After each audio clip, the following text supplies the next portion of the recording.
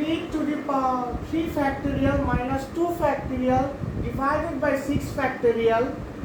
কোশ্চেনটা আবার ভালো মতো পড়ছি যে 3 factorial minus 2 factorial divided by 6 factorial. So এটাকে যদি আমি পুরোটা সিম্পলিফাই করি তাহলে আমার এক্সাক্ট ভ্যালুটা কি আসবে। সো সবার প্রথমে আমি যে কাজটা করতে পারি সেটা হলো যে পরের স্টেপে আমি যে কাজটা করতে পারি সেটা হলো 3 ফ্যাক্টরিয়াল জিনিসটা কি। 3 ফ্যাক্টরিয়াল জিনিস হলো 3 ইন্টু 2 ফ্যাক্টরিয়াল মাইনাস 2 ফ্যাক্টরিয়াল। এখন 6 ফ্যাক্টরিয়াল এই জিনিসটা কি। 6 ফ্যাক্টরিয়াল জিনিস হলো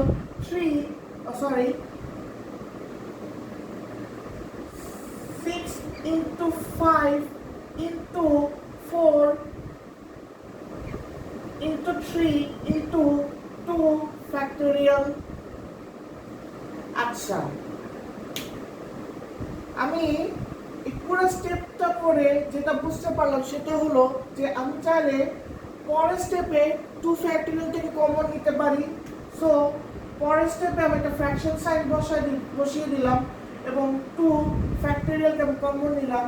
so 2 factorial into 3 minus 1। So ডিনোমিনেটরে আমি চাইলে আবার 2 ফ্যাক্টরিয়ালকে কমন নিতে পারি। 2 factorial into 6 into 5 into 4 into 3 then bracket close. So নিউমারেটরে আমার 2 ফ্যাক্টরিয়াল আছে, ডিনোমিনেটরে আমার 2 ফ্যাক্টরিয়াল আছে। চাইলে আমি কি করতে পারি, চাইলে আমি যে কাজটা করতে পারি সেটা হলো যে নিউমারেটরে 2 ফ্যাক্টরিয়াল আর ডিনোমিনেটরে 2 ফ্যাক্টরিয়াল এই দুইটাকে আমি ক্যান্সেল আউট করব। পরের স্টেপে নিউমারেটরে 3 minus 1 কি আসবে 2, ডিনোমিনেটরে 6 into 5 into 4 into 3 মানে কি আসে, মানে হলো ডিনোমিনেটর আমার 360 আসে। সো পরের স্টেপে আমি চাইলে আরেকটু সিম্পলিফাই করতে পারি যে 2 এর জায়গায় 1, ডিনোমিনেটরে 180।